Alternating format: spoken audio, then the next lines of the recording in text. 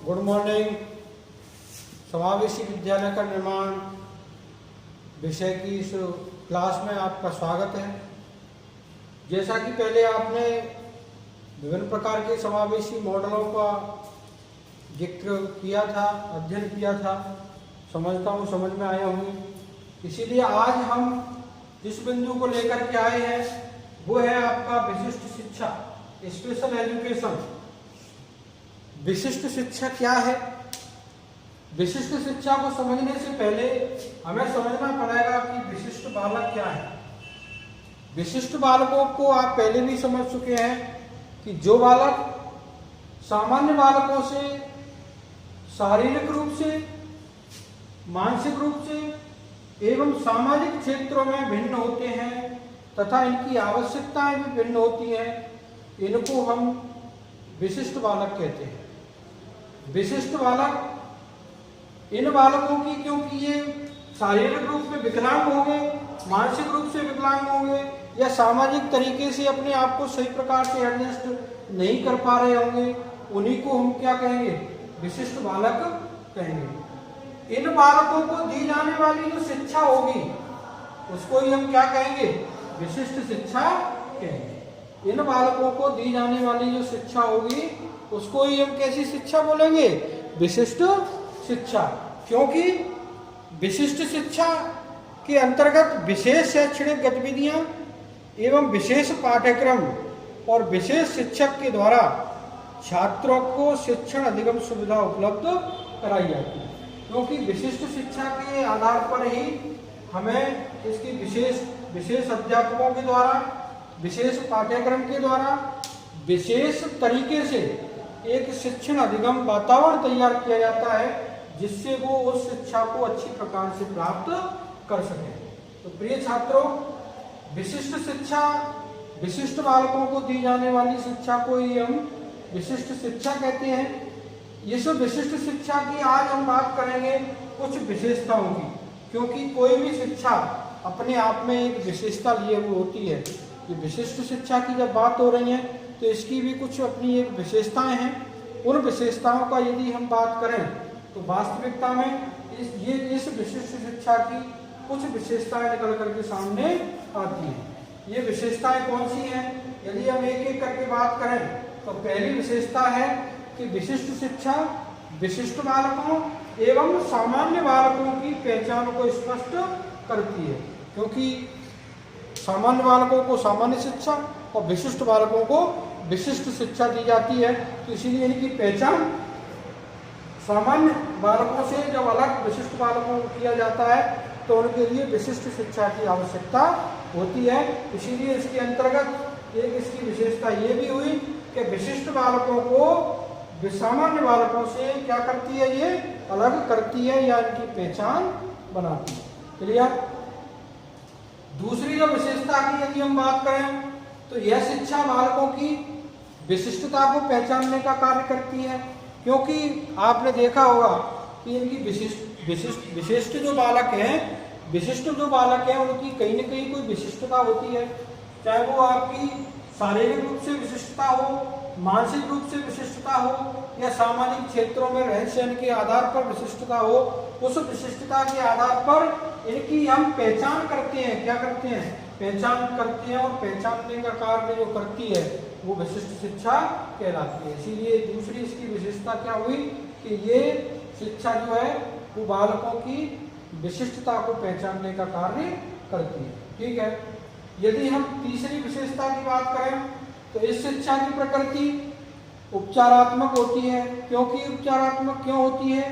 क्योंकि सामान्य बालकों और विशिष्ट बालकों को पहचान कर उनको इस प्रकार से शिक्षण अधिगम वातावरण तैयार किया जाता है कि जिससे वो आगे बढ़ने के लिए, उसको अच्छी प्रकार से ग्रहण करने के लिए, अपने जीवन में तरक्की करने के लिए उनमें नए नए तरीके अपनाए जाते हैं, जिसके आधार पर उनको ये शिक्षा दी जाती है।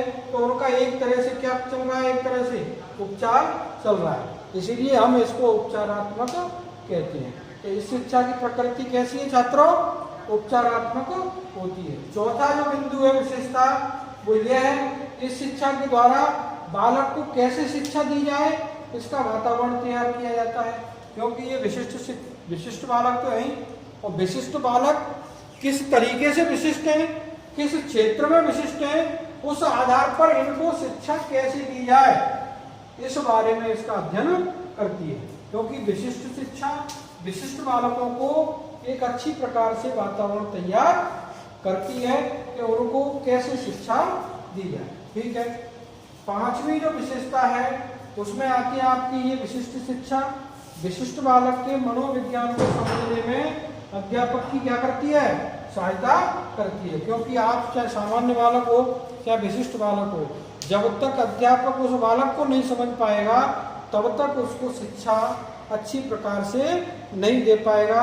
इसीलिए यह शिक्षा बालक के मनोविज्ञान को समझने में अध्यापक की क्या करती है, सहायता करती है। इसीलिए चौथी जो पांचवी जो विशेषता है वो ये है कि विशिष्ट बालक के मनोविज्ञान को समझने में अध्यापक की क्या करती है, सहायता करती है। क्योंकि जब तक आप बालक को नहीं समझेंगे बालक को अच्छी प्रकार से शिक्षा आप नहीं दे सकते, चाहे कितने भी प्रयत्न किए जाए।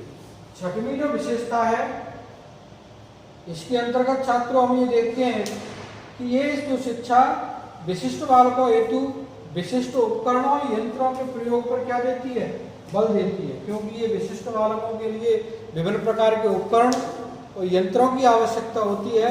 उन यंत्रों और उपकरणों का प्रयोग कैसे किया जाता है, किस बालक पर श्रवण यंत्र काम में लिए जाएंगे, किस बालक पर दृष्टि यंत्र काम में लिए जाएंगे, किस बालक पर विकलांगता के यंत्र काम में लिए जाएंगे, ये विशिष्ट शिक्षा के आधार पर ही हम इसको अध्ययन करते हैं। और ये हमारे सामने इन यंत्रों के उपयोग पर क्या देती है, प्रयोग पर बल देती है। ठीक है, सातवीं जो विशेषता है उसके अंतर्गत यदि हम देखें कि इस शिक्षा में जो विशिष्ट बालकों के विकास से संबंधित सभी विषयों को शामिल किया जाता है। क्यों किया जाता है, क्योंकि ये बालक कैसे हैं, विशिष्ट है।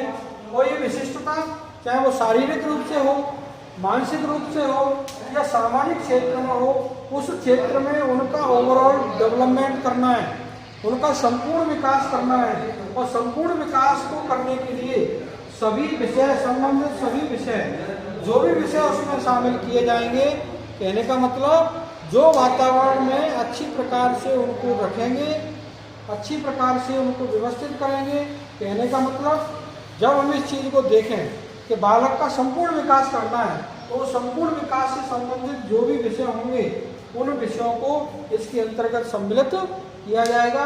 और सम्मिलित करते हुए हमें विशिष्ट बालकों के विकास पर ध्यान देना होगा।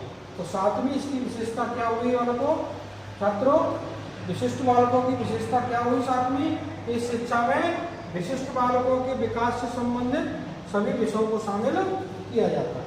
ठीक है, आठवीं जो विशेषता है यह शिक्षा बालकों को विश्वसनीय वातावरण प्रदान करती है। विश्वसनीय वातावरण कैसे प्रदान करती है, क्योंकि आपने देखा होगा समाज में विशिष्ट बालकों को या जिनको कहें कि विकलांग बालकों को एक हेय दृष्टि से देखा जाता है।